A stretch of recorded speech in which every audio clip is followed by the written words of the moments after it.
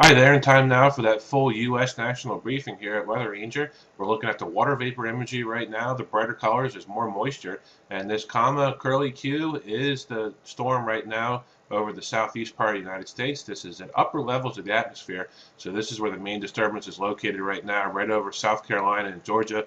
Lots of ice, freezing rain, power outages, some snow up here in the mountains of western Virginia, mountains of western North Carolina, a prolonged mess anywhere here in the western Carolinas and western Virginia and even central Virginia. 95 south today looks like it's rather dicey at best. 85 dicey through Charlotte, dicey. A good day to avoid this whole area right here because of the weather. And it looks like this system is progged, or I should say forecasted, to move off to the northeast and keep Philadelphia dry. Some more moisture out here across the Central Plains as yet the other feature disturbance will move through to the east overnight tonight and will eventually kick this thing out of here. And it looks like California for now has remained sort of dry. Let's take a look at the regional observations across the country here. Right now, heavy rain and some snow and sleet here across the Carolinas. Not for much longer, though, here almost 1 o'clock on Friday. And this system will eventually pull off to the north and east. And not quite sure if Philadelphia sees any rain out of this or not, as we are thinking that it's just 50-50 right now. Since South Jersey is going to get it, Delaware is going to get it, and it looks like maybe even parts of South Philly might see rain, while the suburbs of Montgomery County don't see anything at all. That would not surprise me as far as this forecast right here. High pressure and control over New England right now. Some clouds from this whole mess here in the east. And we have this disturbance out here bringing some light stuff out here to the upper Midwest. Some rain, sleet, snow showers combination. And it looks dry out here in California. They need some more rain. And it looks like still remaining active out here in Seattle as well. Okay, so you're probably wondering about that storm that everybody's talking about, including here, us, on Wednesday and Thursday into next week. And right here's disturbance right now over the southeastern part of the United States, and that moves away. And this is the GFS, and it has Philly just getting grazed by the edge of the precipitation shield. Rain, nothing to be panicked about, and it is history by 1 o'clock in the morning tonight, according to this model, if it doesn't just sit around there and drift northward. And here comes another reinshot of cold air across the northeast on Saturday night, Saturday evening into Sunday morning. Another system brings its rain out here in the northwest, and it looks like Seattle is going to get deluged again. They could be getting some flooding issues here in Washington, a higher elevation snow in the Olympic Mountains out there, and they could use the rain in California. If we could just shift that a little bit further south, that'd be great. Although I don't have any control over that, of course. And Northern California gets some rain here heading into early Monday morning, which is good news for them. And it looks like a little bit of a warm up for us here, maybe into the 50s on Monday or so, but still looking cloudy and cool across the northeast heading into Tuesday there. Something in the Gulf wants to get spun up. It looks like a disturbance is just kind of sitting down there, maybe like a cutoff flow. And it looks like we're going to be fair weather here heading into Wednesday of next week, but then here comes a couple of pieces of energy moving across the Great Plains, and they dive into the East Coast and all phase together, bring a low, which is something that we are going to have to watch because by Wednesday evening between 4 and 7 p.m. it looks like snow is falling across the whole state of Pennsylvania, and as this coastal storm right here gets its act together. So the energy dives across from the west this way. Coastal low just forms right off of Cape Hatteras, common location for these northeast storms to form.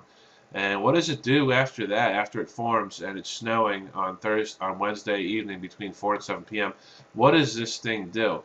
Well, it looks like it kind of just strengthens a little bit and then heads off to the northeast even more. Still snowing 1 o'clock in the morning on Thursday morning, and even through the rush hour, like through 4 to 7 a.m. Thursday, not quite rush hour, before rush hour, and it looks like there's some lingering flakes still through rush hour, through 10 o'clock in the morning, through 1 o'clock in the afternoon on Thursday. Windy behind it as it moves away, and it looks like on Friday the system is gone next week, and then on Saturday, looks like we're back into a quiet pattern here, just cold in the northeast.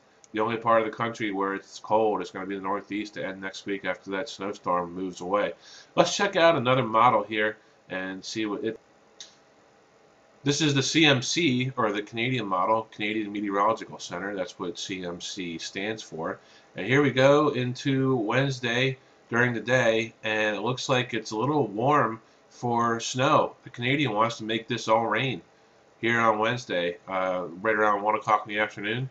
And the rain snow line going into the west over Pittsburgh, and anywhere east of it is going to be warm enough for rain. West is going to be cold enough to snow. It brings a double-barreled low-pressure system across Pennsylvania and New England and has it as all rain for the Philadelphia area. And then changing over to snow Wednesday evening between 4 and 7 p.m.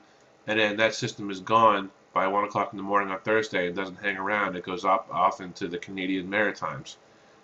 Nova Scotia, New Brunswick, it's gone. Very cold air filters in behind that system as it goes away, heading into Thursday next week, and then just really cold after that system, a lot colder than the GFS as we head into the end of next week there. And then it looks like a nice little warm bubble heads up. Heats up temporarily here across the eastern part of the United States. Let's look at one more model here. Let's look at the European. So this is everybody's favorite, huh? Okay, so this is the ECMWF, European Center for Medium Range Weather Forecasting. And here's the energy diving across the southern plains here Wednesday morning, early Wednesday morning next week. Here's the low pressure system on the surface analysis map. These are basically low-level clouds, and this is mid-level clouds right here. So here it comes. It's wound up pretty good. Pretty strong system across Tennessee and Kentucky. What that tells me is that we're not going to get as much snow as everybody says we're going to get at first, because these systems moving in across the mountains are moisture starved once they get to Philly. We saw what happened, last week, where that storm system was supposed to dump 6 to 12 inches of snow, and the southern Pennsylvania maybe got a flurry, maybe got less than an inch. So this could be a repeat of that situation right there. And then by Thursday morning, the system bombs out right over Jersey and Philly, and it's very, very windy, a very strong storm here. Lots of cold air to work with, lots of snow it throws back over Pennsylvania, especially the mountains and New England and such. And it looks like it's a borderline sleet situation here. Rain, sleet. It looks like there's a mix right over Philly. Or it could be snow. It could be a heavy, wet snow at this point. Nonetheless, all three models are agreeing on something here coming up the coast, or appearing at the coast, I should say. Not coming up, but something forms right here. Something forms right around in here Wednesday and Thursday next week. Definitely. With Canadian as the outlier with rain, even that one changed to snow. But the European here and the GFS show both have snow here heading into early Thursday morning next week. Thanks for watching, and check back in for our next edition to see how this winter storm will evolve heading into next week. You guys have a great time and a great day. Have a good Friday night.